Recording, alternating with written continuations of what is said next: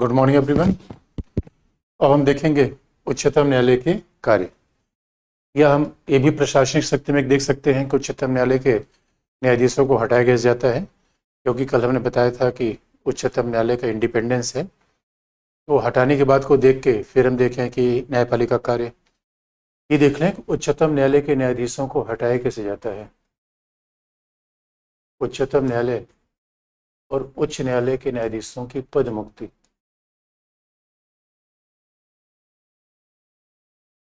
न्यायाधीशों को हटाना, रिमूवल ऑफ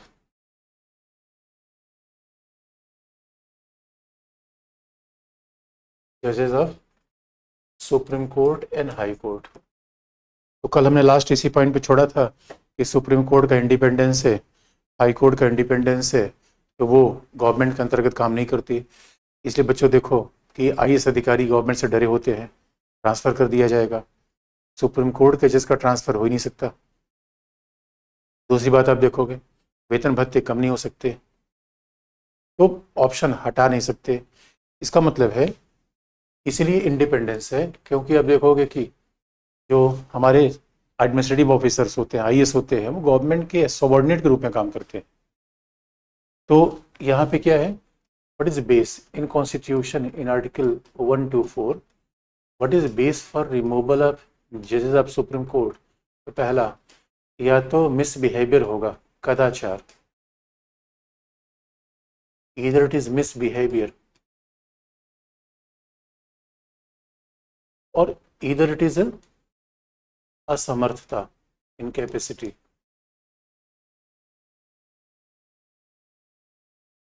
इसका मतलब है कि जज राष्ट्रपति के प्रसाद पर्यंत काम नहीं करता। There is a base in the constitution under article 124 clause 4 कि कैसे इसको हटाया जाएगा। आगा बेस है कि असमर्थता को कदाचार के आधार पे ये हटाया जाएगा, उसको ये बेस कॉन्स्टिट्यूशन में दिया गया है। और same is apply for the जज ऑफ हाई कोर्ट। तो जज of high court supreme court हटाने का तरीका एक ही है, तो यह इस आधार पे हटाया जाएगा। अब कहोगे कदाचार, असमर्थता, क्या इसी बात पे हटा दिया जाएगा? आप जानते हो सारी बात को एक्सपेंड प्रोसीजर कैसे होगी। इसे बार बार हमें पार्लियामेंट्री एक्ट की आवश्यकता पड़ती है। केवल कॉन्स्टिट्यूशन में लिख देने से तो जज नहीं हट जाएगा, तो हमें बाकायदा एक प्रोसीजर की आवश्यकता पड़ती है, प्रक्रिया के निर्माण की आवश्यकता पड़ती है। अब वो प्रोसीजर कैसा होगा तो आप देखोगे, इसलिए बनाया गया है जजेस इंक्वायरी एक्ट, क्योंकि आप कहोगे मिसबिहेवियर, वो मिसकरप्शन होना मिसबिहेवियर है, सेक्सुअल हैरेसमेंट मिसबिहेवियर है, अपने किसी निजी आदमी को फायदा पहुंचाना मिसबिहेवियर है, असमर्थता शारीरिक है। अब जरा देखो दोस्तों, अब यहाँ कंपेयर करो, प्रेसिडेंट को किस आधार पर हटाए। अगर प्रेसिडेंट को हटाना हो, प्रेसिडेंट को हटाने आधार क्या है? संविधान का उल्लंघन। यहाँ कंपेरिजन भी करना चाहिए। We can remove president, president को हटाने का संविधान में आधार क्या है? राष्ट्रपति को हटाने का संविधान में आधार क्या है? How we can remove president, तो कंपेयर करके पढ़ना चाहिए। संविधान का उल्लंघन,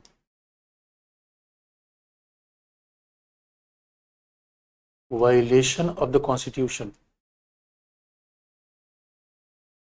लेकिन जजेस के लिए बात नहीं कही गई कि वायलेशन ऑफ द कॉन्स्टिट्यूशन, और प्रेसिडेंट के लिए बात नहीं कही गई। और आप जानते हो everything in the constitution very logical.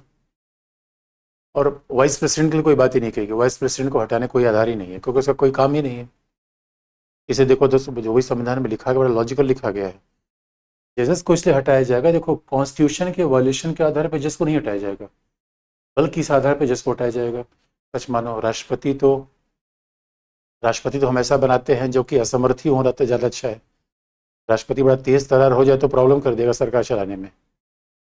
इसलिए हमने राष्ट्रपति को है संविधान का उल्लंघन संविधान में, और जजेस के लिए कहा है असमर्थता। मतलब जज होने बहुत बड़ा काम है। आपने जॉली LB2 में देखा होगा कैसे जज का चश्मा मोटा हो गया था, तो आँख में कोई प्रॉब्लम आ जाना, भाई जज का मतलब 5-6 घंटे आपको चेयर बैठे रहना पड़ेगा। उसके बाद जज का काम बड़ा डिफिकल्ट होता है, डिसीजन देना, फिर उसको नोट डाउन करवाना, लिखवाना। इसके लिए व्यक्ति सक्षम होना चाहिए, शरीर से ठीक होना चाहिए। इसलिए अगर असमर्थ हो जाएगा तो लिखेगा, जजमेंट लिखे कैसे? तो बड़ी लॉजिकल बात कही है, और प्रेसिडेंट को लिखने उखने की बात ही नहीं है। प्रेसिडेंट काम तो बिल्कुल घर के दादा जैसा है, बिल्कुल सिंहासन बैठे हुए हैं, काम चल रहा है, इसलिए अलग अलग बेस है। लेकिन जजेस को हटाने का, क्योंकि इस दो आधार पे आप जानते हो संविधान में बड़ी सारी चीज़ें लिखी नहीं आती, संविधान शॉर्ट में लिखा गया, बाकी सारी बातें बाद में आप तय कर दो। इसमें बात लिख दी गई कि अब जज को हटाना है, तो इसके लिए पार्लियामेंट ने एक्ट बनाया, जजेस इंक्वायरी एक्ट।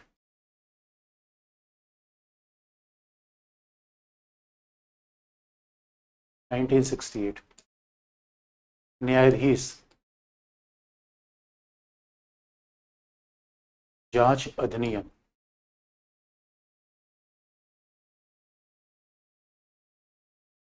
जजेस इंक्वायरी एक्ट 1968 बनाया गया, ये पार्लियामेंट एक्ट बनाया गया, इसमें सारा प्रोसीजर लिखा गया, कॉन्स्टिट्यूशन प्रोसीजर तो है नहीं, बस बेस है।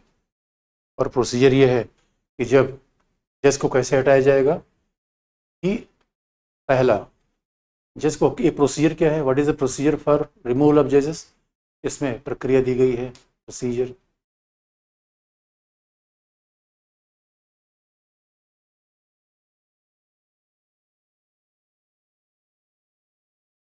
इसमें प्रोसीजर, ये प्रक्रिया दी गई है। अब जज के हटाने की ये प्रोसीजर है, ये प्रक्रिया है। अब जरा देखो, अब सवाल आता है, अगर ये प्रोसीजर और प्रक्रिया है, कैसे किसी भी सदन में जज को हटाने की कार्यवाही किसी भी सदन में प्रस्तुत हो सकती है, बशर्ते उस सदन के, अगर लोकसभा में कोई कार्यवाही लानी है तो ये एक्ट में दिया गया, अगर लोकसभा में जज को हटाने का प्रस्ताव लाना है तो supported by 100 member of parliament. Lok Sabha में कोई रेजोल्यूशन लाना है जज को हटाने के लिए, और अगर राज्यसभा में लाना है, किसी भी सदन में ला सकता है, supported by 50 member of parliament. इसका मतलब है 100 मेंबर या 50 मेंबर के द्वारा ये प्रस्ताव इनिशिएट होना चाहिए, तभी आप आगे मामला बढ़ेगा। अब ऐसा नहीं कि एक मेंबर ऑफ पार्लियामेंट ने कह दिया अमुक जज को हटा दो तो संसद मान लेगी, यानी सब्सटेंशियल नंबर होना चाहिए। तो अगर लोकसभा में, इसका मतलब है जज को हटाने का प्रस्ताव पार्लियामेंट करती है, आप जानते हो, तो यही चेक एंड बैलेंस है।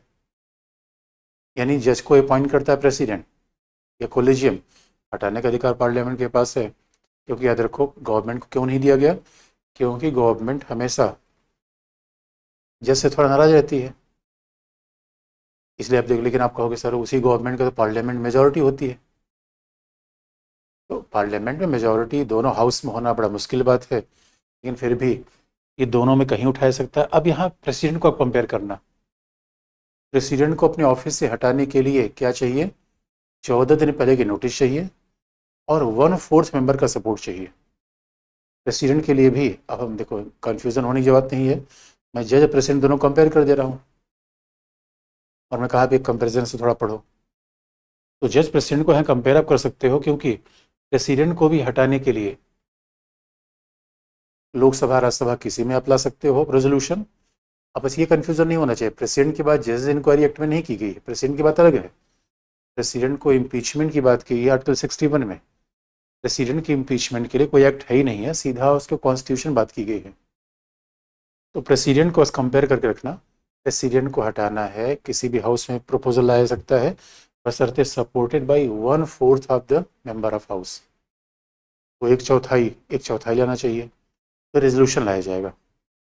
लेकिन आप जानते हो रेजोल्यूशन में किसी तरीके से ला सकता है, रेजोल्यूशन में भी पॉलिटिकली मोटिवेटेड। अब आप याद रखना, रेजोल्यूशन को एक्सेप्ट किया जाए रिजेक्ट किया जाए, it is a privilege of speaker and chairperson. तो जब तक स्पीकर या राज्यसभा का चेयरपर्सन इस रेजोल्यूशन को एक्सेप्ट नहीं करेगा, उसको कोई वैल्यू नहीं है। ये प्रिविलेज होता है, एक्सेप्ट करे ना एक्सेप्ट करे।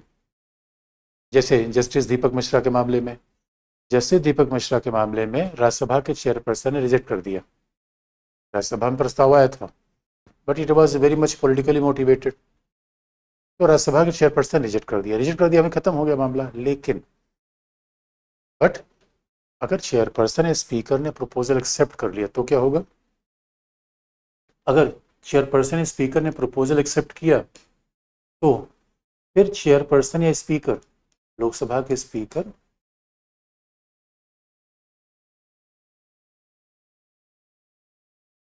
या राज्यसभा के सभापति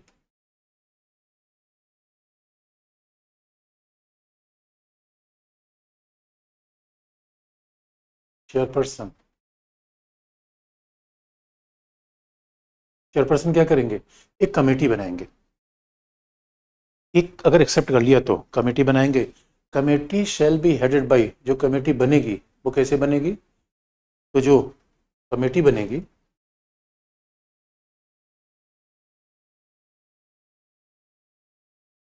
जो समिति बनेगी जांच के लिए, इसे नाम लिखा है जज इंक्वायरी कमेटी। जो कमेटी बनेगी उसमें क्या होगा, उसमें होगा उच्चतम न्यायालय का एक न्यायाधीश, अ जज of supreme court,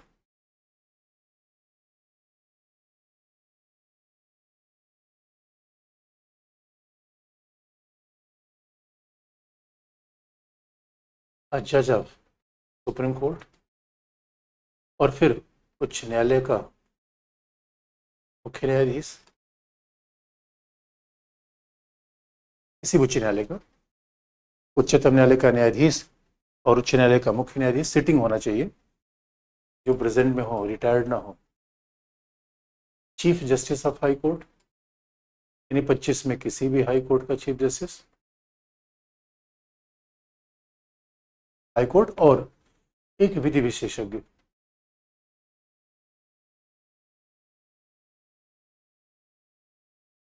one distinguish jurist,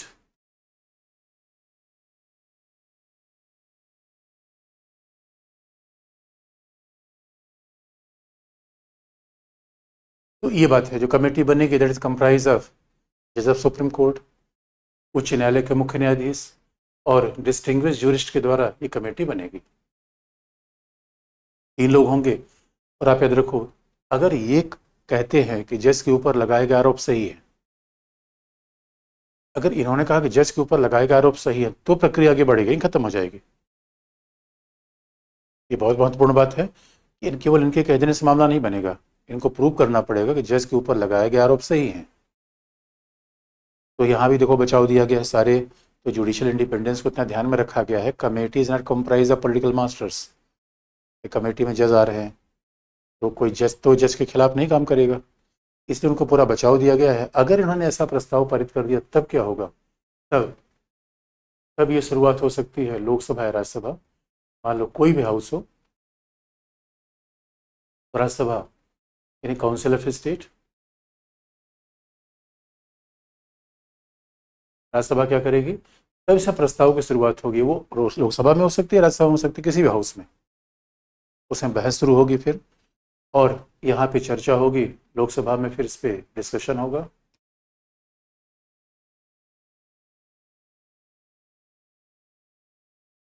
और डिस्कशन में फिर प्रस्ताव बहुमत से पारित किया जाएगा, स्पेशल मेजॉरिटी। यह प्रस्ताव विशेष बहुमत से पारित होना चाहिए। The proposal must be passed with a special majority. ये प्रस्ताव विशेष बहुमत से पारित होना चाहिए, और विशेष बहुमत का मतलब है सदन की कुल सदस्य संख्या का बहुमत प्लस उपस्थित और मत देने वालों का 2/3। स्पेशल मेजॉरिटी का मतलब है 2 कंडीशन चाहिए, सेम जैसे 368 में होता है, सदन की कुल सदस्य संख्या का बहुमत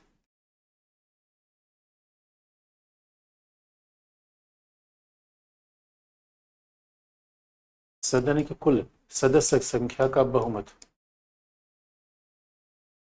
यानी majority of strength of house.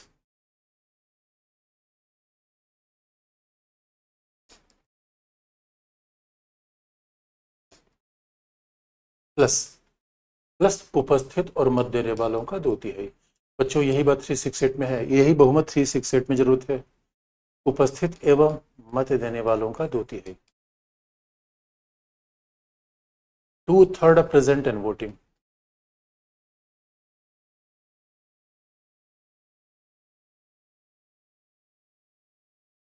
याद रखना बच्चों, केवल 2/3 प्रेजेंट वोटिंग होता है, फिर तो मान लो कि लोकसभा में 120 लोग हैं, तो फिर हम 80 से पारित कर देते, नहीं, पहली मेजॉरिटी होनी चाहिए, यानी सदन की कुल सदस्य संख्या का बहुमत।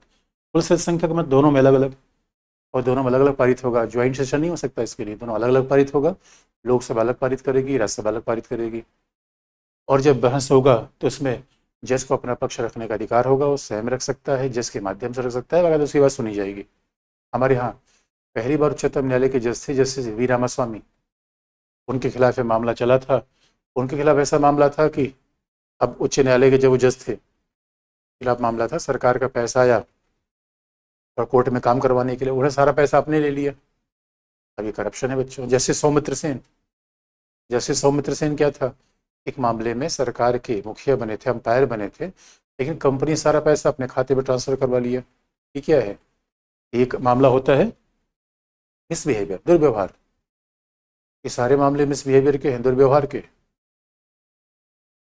और उसके बाद हमारे यहाँ जस्टिस दिनकरण, दिनकरण के ऊपर आय से ज़्यादा संपत्ति रखने का आरोप था। तो जस्टिस दिनकरण, पीडी दिनकरण जब जज बने तो उनके दामाद की बिल्कुल कमाई चल निकली, वो अकेला चल निकली।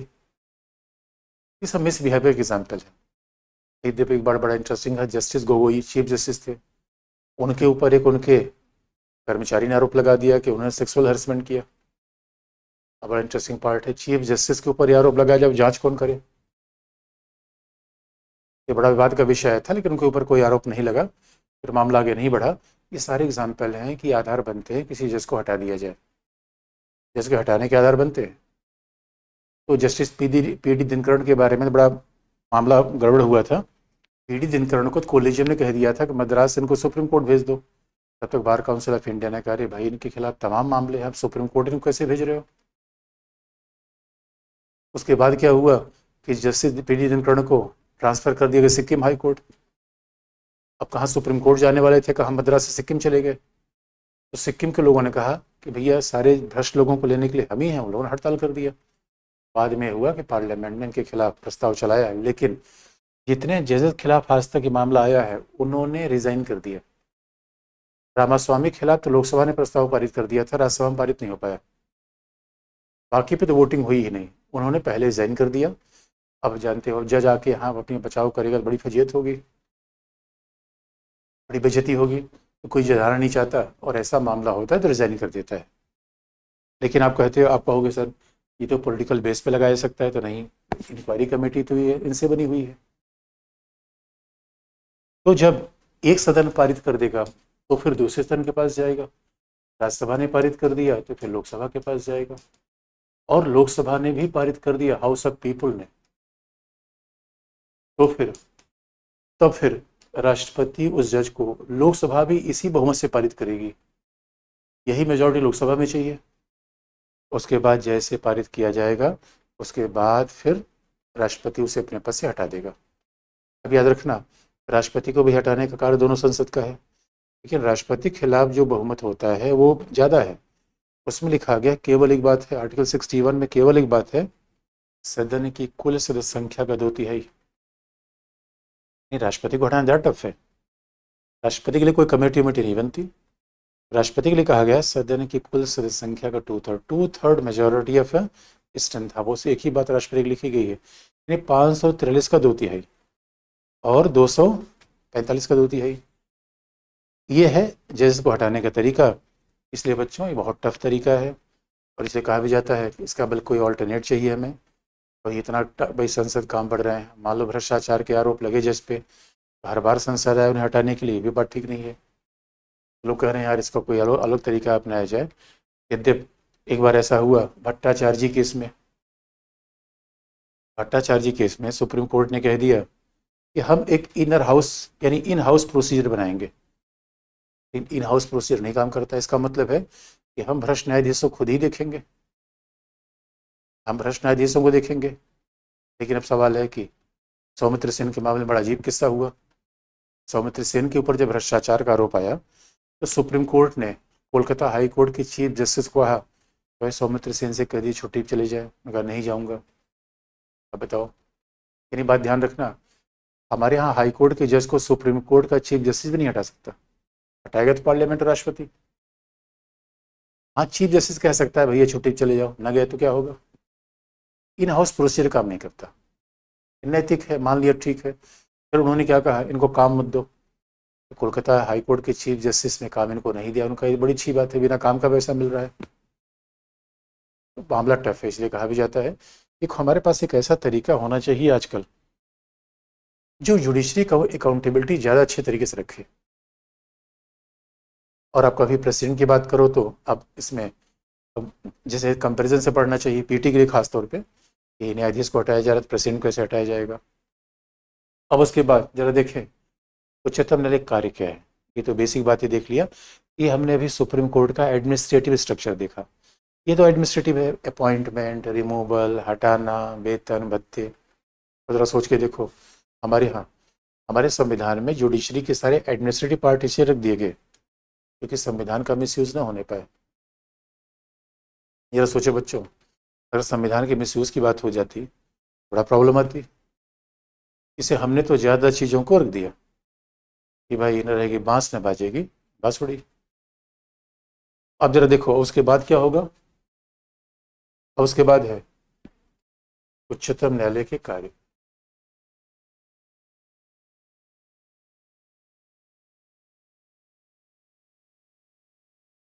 फंक्शंस ऑफ सुप्रीम कोर्ट,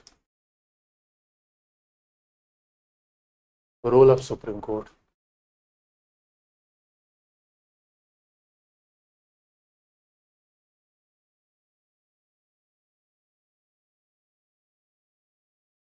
अच्छा, रोल ऑफ सुप्रीम कोर्ट या फंक्शंस ऑफ सुप्रीम कोर्ट।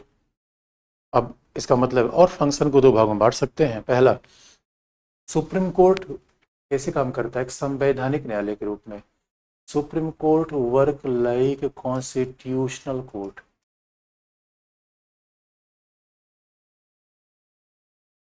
इसकी पहली भूमिका कैसी है, संवैधानिक न्यायालय के रूप में। Supreme court work like a constitutional court, वो पहले संवैधानिक न्यायालय के रूप में काम करता है। और संवैधानिक न्यायालय का मतलब क्या है, मूल अधिकार की रक्षा करना, प्रोटेक्शन ऑफ फंडामेंटल राइट। अब बच्चों देखो, यहाँ मूल अधिकार हमने पढ़ रखा है इसलिए हमारा काम आसान हो गया। तो दोबारा उसी बात को तो हम मूल अधिकार की रक्षा करना, protection of fundamental rights.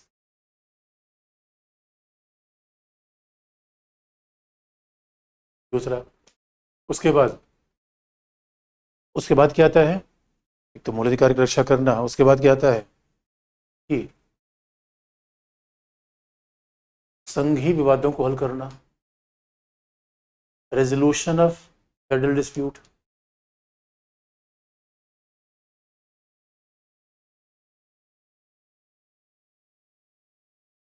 Resolution of federal dispute. अब देखो दोस्तों, अब हमने संघीय शासन ही पढ़ रखा है, इसलिए एक चैप्टर का दूसरे चैप्टर के साथ रिलेशन होता है। और एक बात अगर हमने पढ़ ली है तो वही बात फिर बार बार रिपीट होती है। तो आपने देखा होगा कि संघीय विवाद हल करते समय उच्चतम न्यायालय ने इस सार्वभौमिक केस में डिसीजन दिया। और अभी तो आप देखोगे एक संघीय विवाद उच्चतम न्यायालय के सामने आ गया है, अब न्यूज़पेपर पढ़ रहे होगे, यही करंट अफेयर होता है। अभी समय विवाद चल रहा है क्या मिनरल्स पे, क्या क्या मिनरल्स पे जो होते हैं आपके, मिनरल्स का मतलब है कि जो खनिज सामग्री होती है, क्या मिनरल्स पे टैक्सेशन का राइट है स्टेट को।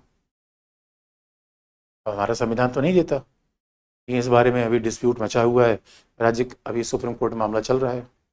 ये डिस्प्यूट सेटल, यही करंट अफेयर है, बाकी सैद्धांतिक घटनाएं नहीं आ जाती हैं। सिद्धांत तो सारे होते हैं। मूल अधिकार रक्षा करना आपने देखा दोस्तों, आपको कहते हैं AK गोपालन केस, मानेका गांधी केस, पुट्टा स्वामी केस, नवतेज सिंह जौहर केस, ये सब तो उच्चतम न्यायालय करता है। और तीसरी बात है, राष्ट्रपति को विशेष सलाह देना, यानी उच्चतम न्यायालय की सलाहकारी शक्ति।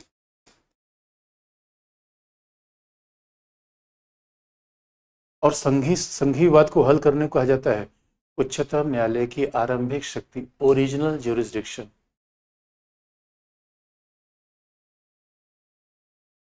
उच्चतम न्यायालय की संघीय विवाद की शक्ति क्या है, उच्चतम न्यायालय की आरंभिक शक्ति। तो बच्चों याद रखना, क्योंकि उच्चतम न्यायालय ही संघीय विवादों को हल करता है। बात ध्यान से सुनने की बात है। हमारे यहाँ हाई कोर्ट को संघीय विवाद हल करने की इजाज़त नहीं है, केवल सुप्रीम कोर्ट ओनली, केवल पर ध्यान रखना, केवल सुप्रीम कोर्ट ही हल करता है। संघीय विवादों को हल करना ये उसकी आरंभिक शक्ति है। सलाहकारी शक्ति यानी एडवाइजरी पावर्स,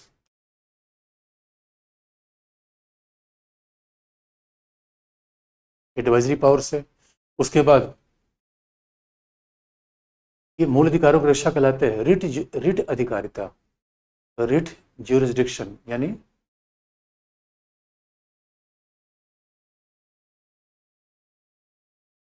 अब अधिकारिता का मतलब है दोस्तों क्षेत्राधिकार है, दैट इज रिट ज्यूरिसडिक्शन। ये है रिट ज्यूरिसडिक्शन यानी यानी मूल मूल अधिकार की रक्षा को रिट ज्यूरिसडिक्शन कहते हैं। आप कहोगे सर इसको रिट कहते हैं, इसको आरंभिक, इसका मतलब क्या है? संघी को आरंभिक कहते हैं। अब जबकि दोनों मामलों, आरंभिक का मतलब देखो हमारे 3 न्यायालय है। आरंभिक का मतलब क्या है? अरे बच्चों, सीधे यूनिवर्सिटी में पढ़ने जाओगे या पहले 10th पास करोगे 12th पास करोगे? तो 10th क्या है? डिस्ट्रिक्ट कोर्ट है। 12th का है हाई कोर्ट है। और सुप्रीम कोर्ट क्या यूनिवर्सिटी है। तो जहाँ आरंभिक का मतलब है सीधे आपको यूनिवर्सिटी में जाने की जरूरत है, सीधे आप यूनिवर्सिटी में जा सकते हो, ये आरंभिक शक्ति है। इसका मतलब जहाँ पे आपको डिस्ट्रिक्ट कोर्ट हाई कोर्ट से होकर ना पड़े वो आरंभिक शक्ति है। लेकिन फंडामेंटल राइट के मामले में भी ये सीधे आप सुप्रीम कोर्ट जा सकते हो, संघीय विवाद में भी सीधे सुप्रीम कोर्ट जा सकते हो। जहाँ सीधे जा सको, जहाँ आपको डिस्ट्रिक्ट कोर्ट हाई कोर्ट के बजाय सीधे कहाने की शक्ति है सुप्रीम कोर्ट में, इसे कहते हैं आरंभिक अधिकारिता। लेकिन आप कहोगे बच्चों सुप्रीम कोर्ट के पास भी यही शक्ति है, यानी फंडामेंटल राइट में भी सीधे आ सकते हैं और हम संघीय विवाद में सीधे आ सकते हैं। दोनों का नाम अलग अलग क्यों रखे गए? एक ओरिट रखा गया, को ओरिजिनल। बच्चों में ध्यान रखना, फंडामेंटल राइट में डिस्प्यूट स्टेट और इंडिविजुअल के बीच होता है, जबकि जबकि संघीय विवाद में झगड़ा राज्य की 2 इकाई के बीच में होता है। फेडरल डिस्प्यूट में डिस्प्यूट कहाँ होता है? State, union state, Bihar, Uttar Pradesh. तो ये फर्क आ जाता है। इसलिए इसे हम, रिट का मतलब है जहाँ झगड़ा व्यक्ति और राज्य के बीच में हो, और संघीय विवाद का मतलब जहाँ झगड़ा बंगाल बिहार के बीच में हो, बंगाल यूपी के बीच में, या बंगाल दिल्ली के बीच में, यानी संघ सरकार के बीच में। तो सलाहकारी शक्ति ये हमारी है कॉन्स्टिट्यूशनल पावर है सुप्रीम कोर्ट की। उसके बाद एक अपीली शक्ति है। एक श्रेणी में कॉन्स्टिट्यूशनल पावर है जो अपने आप में, उसमें बड़ी सारी बातें हमने बताई दी है, तो सलाहकारी शक्ति बतानी पड़ेगी आपको। देखो फंडामेंटल राइट तो हमने बता ही रखा है सारा, संघवाद ने बता रखा है, तो कुल मिला के सलाहकारी शक्ति आपको बतानी पड़ेगी।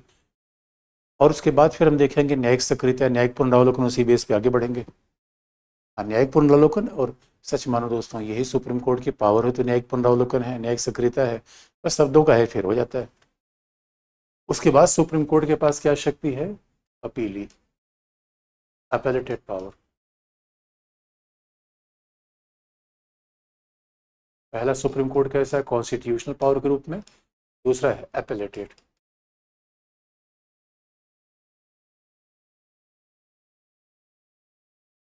अपीली शक्ति, अपील का मतलब जहां सीधे आप नहीं आ सकते, जहां आपको डिस्ट्रिक्ट कोर्ट हाई कोर्ट होके आना है, वो क्या है? अपीली शक्ति। जहां आपको डिस्ट्रिक्ट कोर्ट हाई कोर्ट होके आना है वो है अपीली, जहां सीधे सुप्रीम कोर्ट आना है वो है आरंभिक। अब यहाँ डिस्ट्रिक्ट कोर्ट हाई कोर्ट होके आना है, जरा देखे कैसे। अब हम इसमें, आप बच्चों देखो, मूल अधिकार की रक्षा, संघीयवाद को हल करना है, हमने देख रखा है। अब हम देखेंगे उच्चतम न्यायालय की सलाहकारी शक्ति क्या है। तो बच्चों उसमें कोई डाउट नहीं होना चाहिए। तो हम सलाहकारी शक्ति देखेंगे और अपीली शक्ति देखेंगे। उसके बाद देखेंगे केसीसी को न्यायिक पुनरावलोकन कहते हैं, न्यायिक सक्रियता कहते हैं। अब जरा देखें कि सलाहकारी शक्ति क्या है।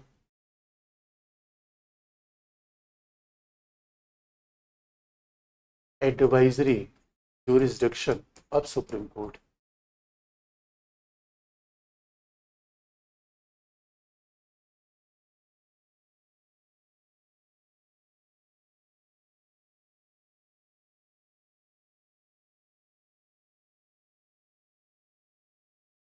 सुप्रीम कोर्ट की सलाहकारी शक्ति, एडवाइजरी जुरिसडिक्शन, तो बच्चों ये है आर्टिकल 143, यानी कौन सलाह लेगा, who will take advice, who will get the advice, इसमें है राष्ट्रपति। और आप जानते हो राष्ट्रपति का मतलब कौन है, मंत्रिपरिषद, क्योंकि बच्चों राष्ट्रपति हमेशा मंत्रिपरिषद की सलाह पे काम करता है। तो जहाँ राष्ट्रपति कोई काम है ऑब्वियसली काउंसिल ऑफ मिनिस्टर, तो राष्ट्रपति सलाह लेगा, किन मुद्दों पे सलाह लेगा, तो सवाल है what are issues,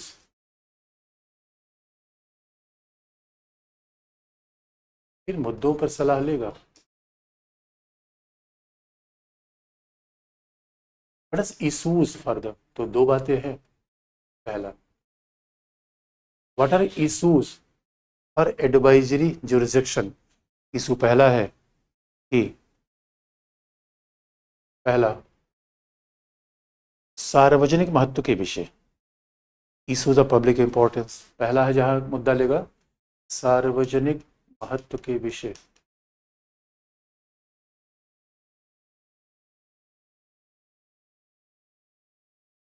issues of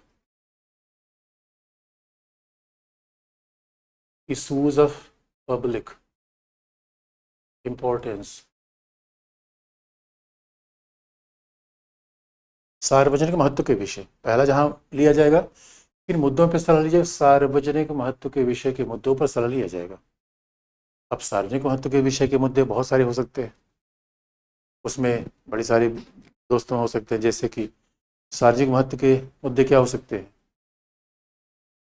तो आप देखोगे कि इसमें तो ये भी दिखा गया, आपका जैसे केशव सिंह केस, न्यायाधीशों की नियुक्ति पर भी ले सकते हैं, 98 में लिया। संसदीय विशेषाधिकार पर ले सकते हैं, तो सार्वजनिक महत्व के विषय तो संसदीय विशेषाधिकार पर लिया जा सकता है। Over use of parliamentary privilege,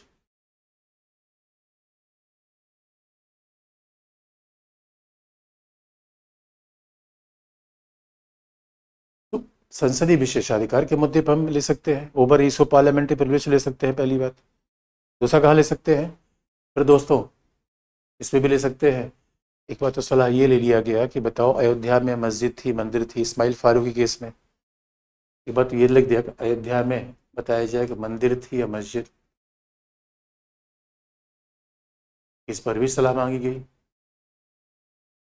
ये सब बात सार्वजनिक विषय के। एक बार तो 2G, even there was a mosque और टेम्पल इन अयोध्या, उसके बाद 2G की एलोकेशन, 2G के आवंटन, जो स्पेक्ट्रम का आवंटन था, जो 2G का आवंटन स्पेक्ट्रम का आवंटन था, जो टेलीफोन सर्विसेज के लिए दिया गया था, वो भी सलाह लिया गया। और पहला जो इशू था जिसपे सलाह लिया 143 में, दिल्ली लॉ केस, पहला किसी पे जो सलाह लिया था वो था दिल्ली, दिल्ली विधिवाद। इसमें ये लिया गया था कि सरकार के विधि निर्माण की शक्ति कितनी होती है और कितना प्रशासनिक अधिकारियों को दिया जाए, सारे तमाम केसेस है। इसका मतलब सार्वजनिक महत्व के मुद्दे में कोई संविधान का विषय भी आ सकता है, सार्वजनिक मुद्दे भी आ सकता है। अब आप कहोगे सर अयोध्या का मामला क्या था, लेकिन लिया गया। लेकिन दूसरा जहां किन मुद्दों पर सलाह लिया सकता है, पहला सार्वजनिक महत्व के विषय, दूसरा ऐसे संधि और समझौते, पहला क्या है, सार्वजनिक महत्व के विषय, पहले मुद्दे पर हमने ये लिया, पहला इशू ये है। दूसरा क्या है, दूसरा है ऐसे संधि और समझौते, ऐसी संधि यानी ट्रीटी एंड एग्रीमेंट,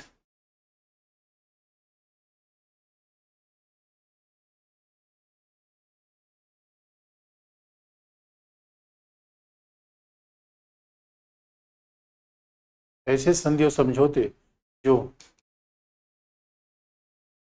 संविधान लागू होने के पहले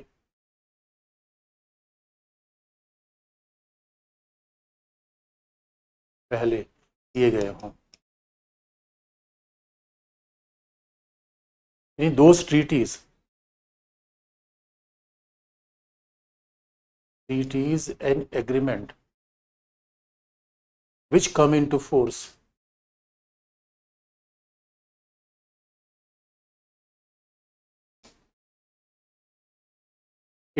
before commencement of the constitution, यानी संविधान लागू होने का मतलब है 26 जनवरी 1950। तो मान लो कि ऐसे संधि समझौते, इसका सिंपल मतलब है, मतलब कश्मीर का विलय भारत में हुआ, कश्मीर का विलय भारत में हुआ, वो 26 जनवरी 1950 के पहले था। तो ऐसे मुद्दे को भी राष्ट्रपति सलाह ले सकता है। और संयोग की बात है, अगर ऐसे मुद्दे पर अभी तक राष्ट्रपति ने कभी सलाह लिया नहीं, जो सलाह लिया है पहले मुद्दे पर। और ये भी इंटरेस्टिंग बात है कि अगर इस मुद्दे पर सलाह लेगा, सार्वजनिक महत्व के मुद्दे पर अगर राष्ट्रपति सलाह लेगा, उच्चतम न्यायालय सलाह दे भी सकता है, सलाह मना भी कर सकता है। इस्माइल फारूकी केस में, अयोध्या विवाद के मामले में सुप्रीम कोर्ट ने सलाह देने से मना कर दिया। सुप्रीम कोर्ट ने बेकार की बात कर रहे हो, अयोध्या में मस्जिद था, मंदिर था, अरे भाई ये आर्कियोलॉजिकल सर्वे ऑफ इंडिया बताएगी, ये तो पुरातत्व विभाग बताएगा, उसमें हम क्या बताएंगे, जाके वो खुदवाओ, बेकार की बात लेके आते हो। इसका मतलब है इस मुद्दे पर सुप्रीम कोर्ट सलाह दे सकता है, नहीं दे सकता, उसकी मर्जी है। दूसरी बात, इस मुद्दे पे सुप्रीम कोर्ट दूसरे पे सलाह देगा, दूसरे पे सुप्रीम कोर्ट सलाह देगा बच्चों, क्योंकि याद रखना दूसरे पे ये भी है कि ऐसे मुद्दों को लेके हम संघीय विवाद में भी नहीं आ सकते। अगर आप कहोगे क्या सर इसको हम लेके उच्चतम न्यायालय में चले जाए, तो तरह ना, आप नहीं जा सकते। इसीलिए ये बात कहा गया कि सलाह दिया जा सकता है, लेकिन सुप्रीम कोर्ट पहले मामलों में सलाह देने के लिए फ्री है, सलाह देने से मना भी कर सकता है। क्योंकि अयोध्या मामले में क्या सलाह दिया, बाकी मामले में सलाह दिया उसने, दूसरे मामले में सलाह आवश्यक रूप में देगा, जो आज तक कभी लिया ही नहीं गया। आप कहोगे सर ये सलाहकारी अधिकारिता मतलब क्या है, ये उच्चतम न्यायालय के बाकी काम सब सलाहकारी। तो बच्चों याद रखना, सलाहकारी एक बड़ा अटपटा शब्द लगता है, क्योंकि बात बहुत ध्यान सुनने की है। उच्चतम न्यायालय का निर्णय बाध्यकारी होता है, याद रखो, उच्चतम न्यायालय इलेक्शन कमीशन नहीं है, सीएजी, इलेक्शन कमीशन, बाकी जितने इंस्टीट्यूशन है उनकी बात मानना ना मानना इस सरकार की मर्जी। बड़ी ध्यान सुनने की बात है, ये सरकार की मर्जी है भाई। सलाह सलाह सलाह तो आप याद रखो, कंसल्टेशन। डॉक्टर ने सलाह दिया कि सुबह उठो, हमने कहा नहीं उठेंगे, मेरी मर्जी है, तो सलाह मानना ना मानना मेरी मर्जी है। लेकिन सुप्रीम कोर्ट सलाह नहीं दे, सुप्रीम कोर्ट डिसीजन देता है। इसलिए सलाह मानना, इसलिए इससे सलाहकारी शब्द क्यों कहा गया, क्योंकि डिसीजन नहीं है। लेकिन जब सुप्रीम कोर्ट सुनवाई करता है तो वही बेंच होती है, वही न्यायाधीश होते हैं, पूरी प्रोसेस वैसे चलता है। आप कहोगे सर अजीब सी बात है, फिर सुप्रीम कोर्ट को सलाह देने की क्या जरूरत है, क्योंकि सुप्रीम कोर्ट सलाह दे भी सकता है इस मुद्दे पर, नहीं भी दे सकता, वहां सलाह देगा, लेकिन सरकार इसको मानने के लिए बाध्य नहीं है। ये उच्चतम न्यायालय का डिसीजन नहीं, डिसीजन का मतलब जैसे माना जाए, सलाह का मतलब न माना जाए। तो आप कहोगे सर फिर इतना करने की क्या जरूरत है, जब सरकार सलाह मानेगी ही नहीं। तो बच्चों जानते हो, इसके बावजूद भी सलाह लिया जाता है, क्यों, सरकार को मानना न मानना उसकी मर्जी है, लेकिन ये तो याद रखो सरकार इसको मान ही लेती है। सैद्धांतिक रूप में कहा जाए तो यही सलाहकारी का मतलब है कि सरकार मानने न मानने के लिए आजाद है। यानी ये डिसीजन, और डिसीजन के लिए नहीं होता, डिसीजन का मतलब मानना पड़ेगा, पड़ेगा underline, is no substitute for that. आप लोग सर फिर इसकी उपयोगिता क्या है, उपयोगिता है बच्चों, तो कैसे उपयोगिता है देखो आप, इसके बावजूद भी देयर इज यूटिलिटी।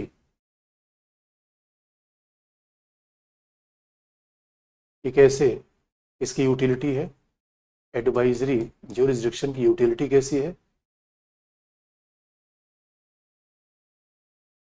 क्योंकि याद रखना सुप्रीम कोर्ट और हाई कोर्ट दोनों है, ये है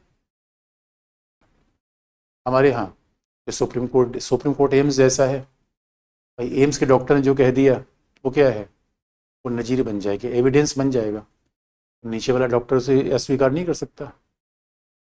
इस लॉ के मामले में भाई अब याद रखना, अब आप कहोगे इसका मतलब सर हाई कोर्ट के जज को पता नहीं। नहीं, हाई कोर्ट के जज भी अच्छे होते हैं, लेकिन हाई कोर्ट के 25 जज हैं, उसी लॉ की 25 व्याख्या नहीं हो सकती, फाइनल एक व्याख्या होनी चाहिए।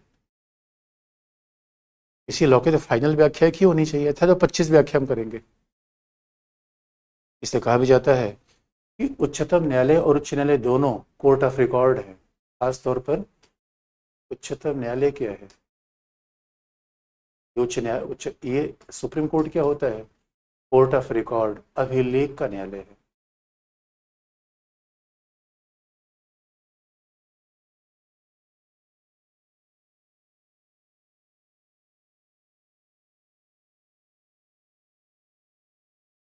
ये कोर्ट ऑफ रिकॉर्ड है। उच्चतम न्यायालय क्या है, अभिलेख का न्यायालय है, कोर्ट ऑफ रिकॉर्ड है। और कोर्ट ऑफ रिकॉर्ड का मतलब है, याद रखना, जिसके निर्णय नजीर के रूप में माने जाएंगे। उच्चतम न्यायालय ने कोई निर्णय दे दिया तो क्या होगा, एविडेंस होगा, वो नजीर होगी, उससे कोई भी न्यायालय असहमत नहीं हो सकता। इसलिए अब मान लो सलाहकारी में दिया तो, और कोर्ट ऑफ रिकॉर्ड का मतलब है उच्चतम न्यायालय ने जो बात कही वो किसके लिए नजीर बन जाएगी, हाई कोर्ट के लिए। नजीर किसके लिए बनेगी, डिस्ट्रिक्ट कोर्ट के लिए। तो उच्च न्यायालय के लिए नजीर बन जाएगी, जनपद न्यायालय के लिए नजीर बन जाएगी। इसका मतलब है ये सरकार के लिए सलाहकारी हो सकती है, लेकिन इस बात का एविडेंस होगा। तो हाई कोर्ट मानेगा इसे, डिस्ट्रिक्ट कोर्ट मानेगा। यानी कोई मामले, अब मान लो कि हाई कोर्ट कोई निर्णय देते समय पहले ये देखता है कि इस संबंध में उच्चतम न्यायालय कोई निर्णय तो नहीं है। अभी लिखिए, इसका मतलब है हाई कोर्ट कोई निर्णय देते समय उच्चतम न्यायालय का निर्णय को रिफर करता है, डिस्ट्रिक्ट कोर्ट कोई निर्णय देते समय उच्चतम न्यायालय के निर्णय को रिफर करता है। तो सामान्यतः हाई कोर्ट डिस्ट्रिक्ट कोर्ट से ये उम्मीद की जाती है कि उच्चतम न्यायालय के दिए हुए निर्णय के अनुसार अपना निर्णय दे। यह है कोर्ट ऑफ रिकॉर्ड, इसका एक महत्व पहला है। तो जो सलाह में दिया जाएगा, जो सलाहकारी शक्ति में दिया गया मामला है, वो भी रिकॉर्ड का भाग होगा, वो भी अभिलेख का भाग माना जाएगा। वो भी रिकॉर्ड का भाग होगा, वो भी अभिलेख का भाग माना जाएगा। और दूसरी बात है दोस्तों, कहने को तुच्छता न्यायालय सलाह देता है, कहने को तुच्छता न्यायालय क्या करता है, केवल सलाह देता है। लेकिन हकीकत का मामला तो ये भी है, उच्चतम न्यायालय कहने को सलाह देता है, लेकिन हकीकत का मामला ये है उच्चतम न्यायालय का ये सलाह सरकार माने न माने, यही सलाहकारी है, सरकार बाध्य नहीं है। लेकिन इससे क्या होता है, सरकार न्यायालय का दुश्मन जान जाती है, सरकार न्यायालय का दृष्टिकोण समझ जाती है।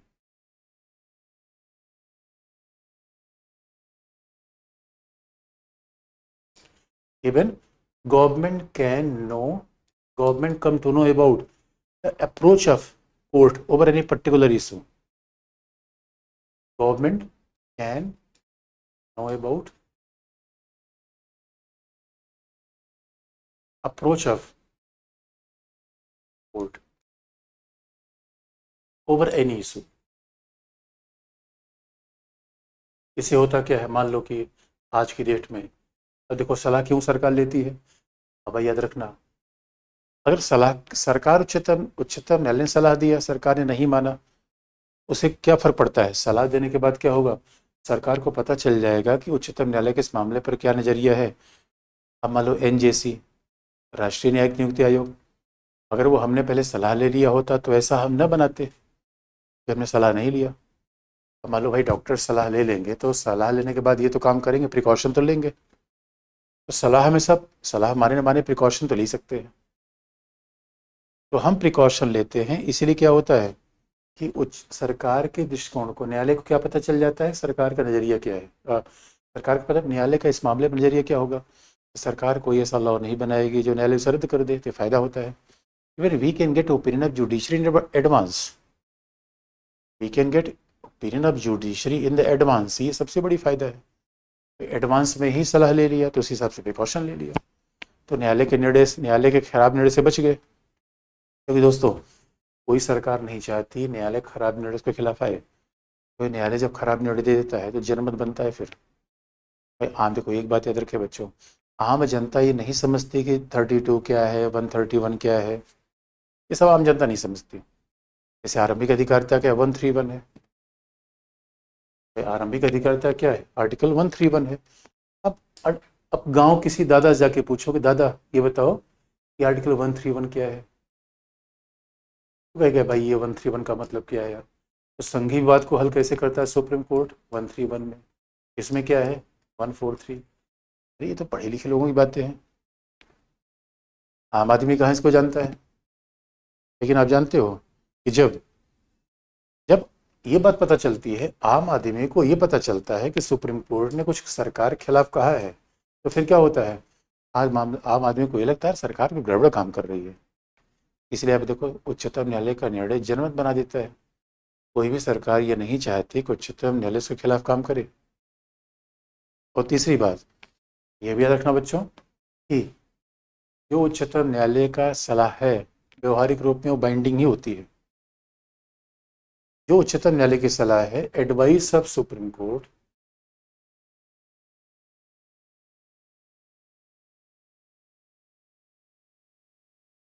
उच्चतम न्यायालय की सलाह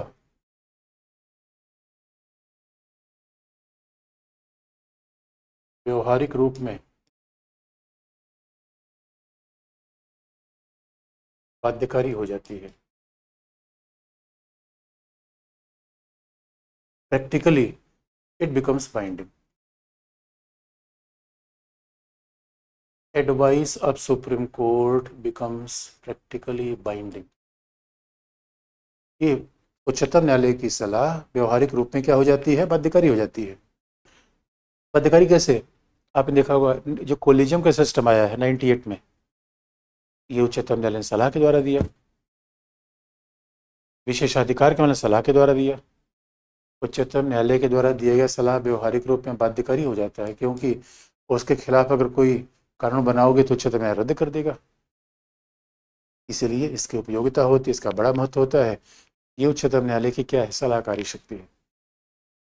और बच्चों याद रखना, हाई कोर्ट के पास ऐसी कोई पावर नहीं है, हाई कोर्ट सलाह नहीं देता, डिस्ट्रिक्ट कोर्ट का सवाल ही पैदा नहीं है। तो सुप्रीम कोर्ट सलाह देता है, संघीय विवाद को हल करता है, संघीय विवाद को हल करता है। और उसके बाद क्या है, अब उच्चतम न्यायालय जरा अपीली शक्ति देख लें, what is appellated power of supreme Court. उच्चतम न्यायालय की अपीली शक्ति देख ले, क्योंकि अनुच्छेद 32 से फंडामेंटल की रक्षा करता है, जो हम पढ़ चुके हैं। फिर आर्टिकल संघ विवाद को हल करता है, बोमई केस मैंने पढ़ लिया है, आज भी मामला चल रहा है। अगला हेडिंग क्या है, अपीलेटेड पावर। अगला अधिकार है उच्चतम न्यायालय की अपीली शक्तियां। अपील का मतलब है अपीलेटेड power of supreme court.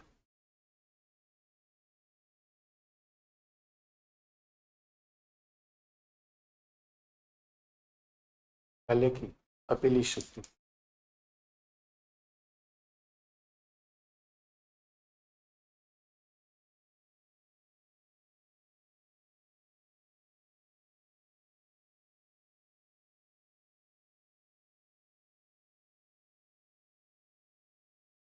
अपीलेटेड power of supreme Court, उच्चतम न्यायालय की अपीली शक्ति।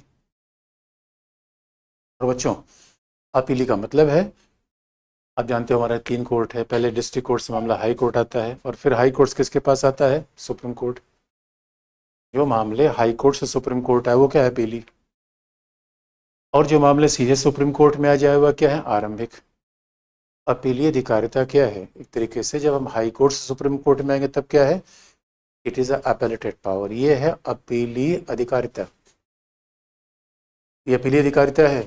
लेकिन बच्चों सवाल पूछ लो और फिर उसके बाद हम आगे बढ़े।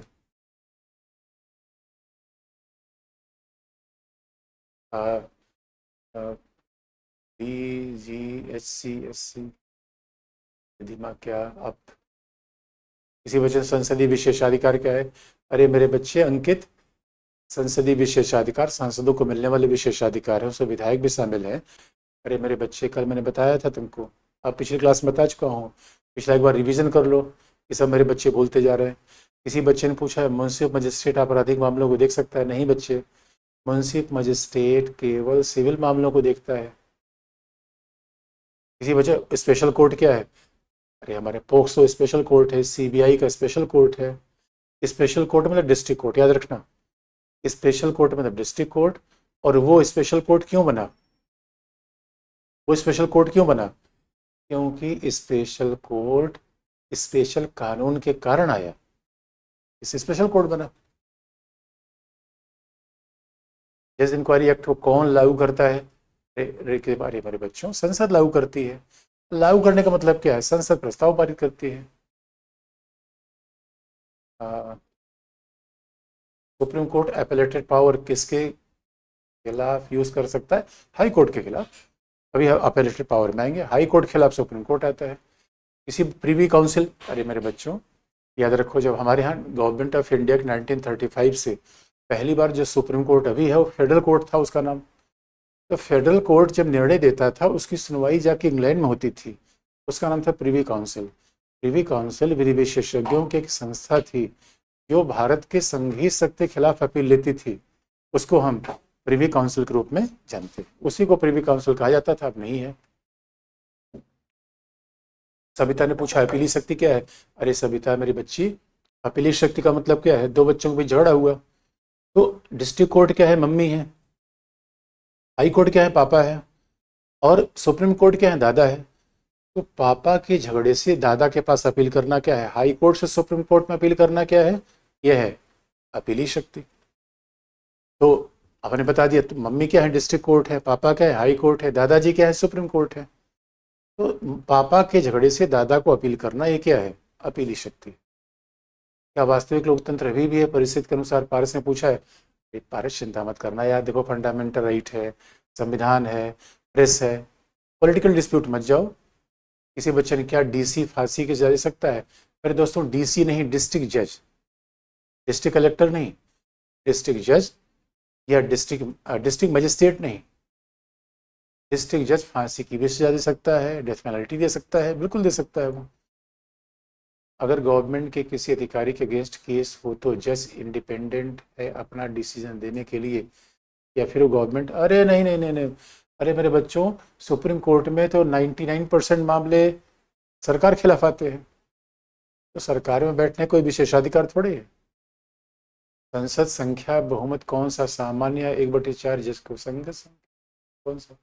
अरे मेरे बच्चों देखो, जज को हटाने के लिए 150 चाहिए, 1/4, 1/4 राष्ट्रपति के लिए चाहिए, कंफ्यूज मत करो। प्रस्ताव के लिए चाहिए, हटाने के लिए नहीं।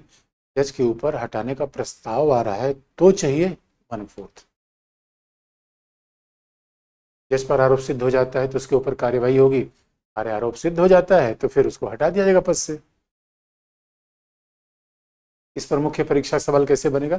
अरे मेरे बच्चों, मुख्य परीक्षा सवाल अभी आगे, न्यायिक पुनरावलोकन, न्यायिक सक्रियता, या कभी सुप्रीम कोर्ट कॉन्स्टिट्यूशनल कोर्ट कैसे है, ये सब मुख्य परीक्षा सवाल बनता है।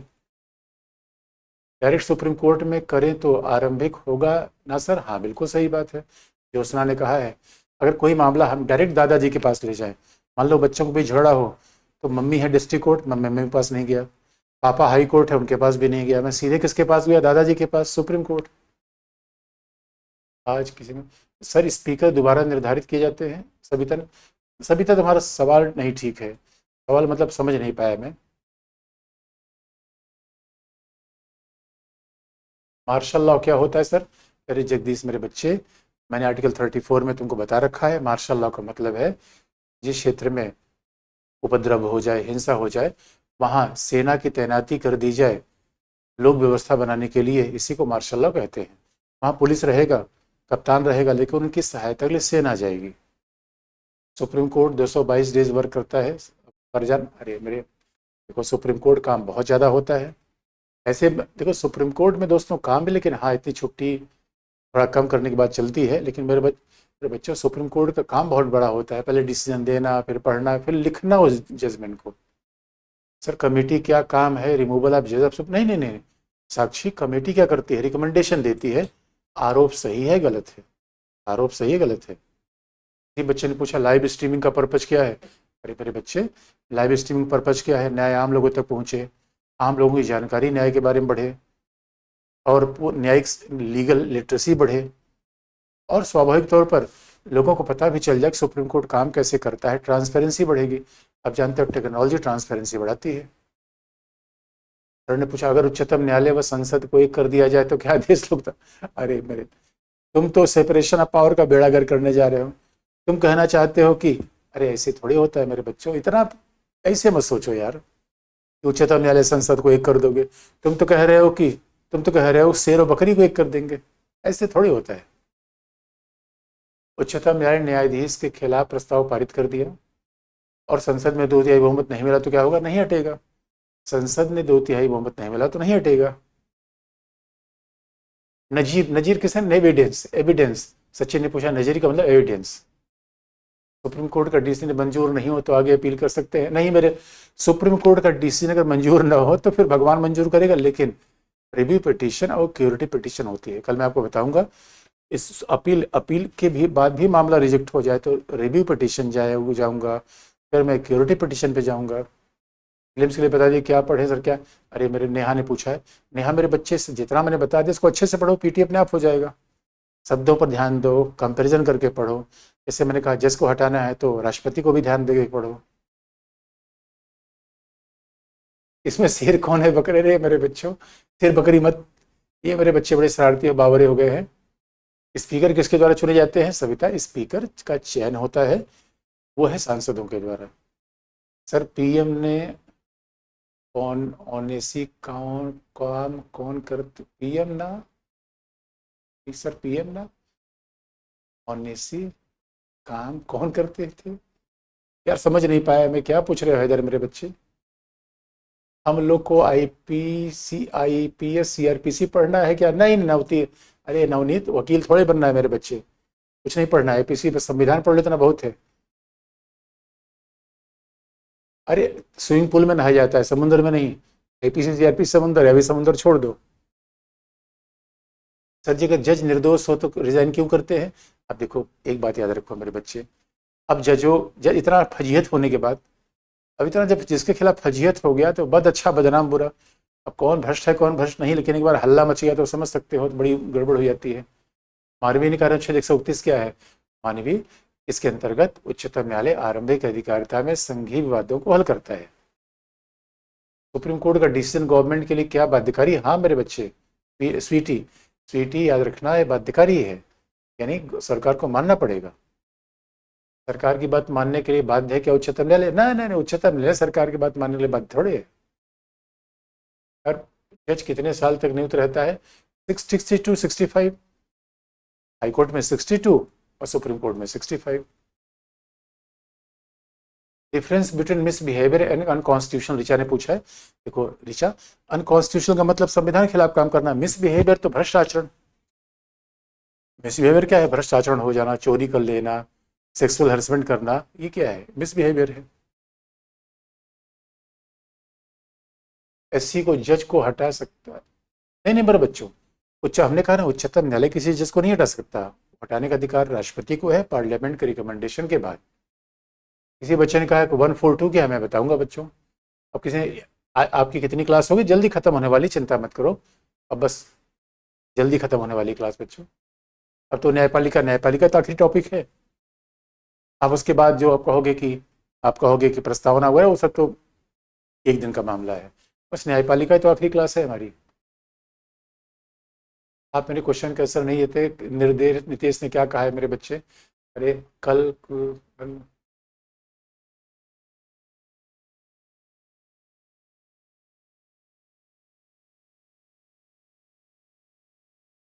हाई कोर्ट के जज को कैसे हटाते हैं? अरे यही तरीका जैसे सुप्रीम कोर्ट का वैसे हाई कोर्ट का। हाँ सर, पंचायती राज में बता देंगे मेरे बच्चे, पंचायती राज बता देंगे। कोर्ट के बाद पंचायती राज बता देंगे, बस थोड़ा सा बाकी है। सीआरपी नहीं पढ़ना? नहीं नहीं सीआरपी नहीं पढ़ना है, इसे चिंता मत करो। 1/4 मतलब एडवाइजरी पावर। किसने कहा निजता के अधिकार का उल्लंघन नहीं होता? अरे लाइव स्ट्रीमिंग में निजता के अधिकार का उल्लंघन वहीं होगा जहां वो सेंसिटिव मामला हो, तो ऐसा लाइव स्ट्रीम नहीं होता। मान लो कि कोई सेक्सुअल हैरेसमेंट का मामला है, महिला का मामला है, तो उसको लाइव स्ट्रीम नहीं करते। डिस्ट्रिक्ट कोर्ट के जज को कैसे हटाते हैं? अरे उसे तो राज्यपाल हटाता है, राज्यपाल हटाता है, गवर्नर। ठीक है बच्चों, अब आज के लिए इतना ही। थैंक यू बच्चों।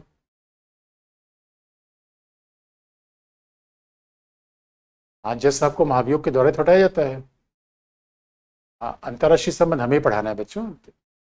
आपको केजीएस इन्फॉर्मेशन मिल जाएगी, आप बस केजीएस पे बने रहो, उसके बाद आपको इन्फॉर्मेशन मिल जाएगी।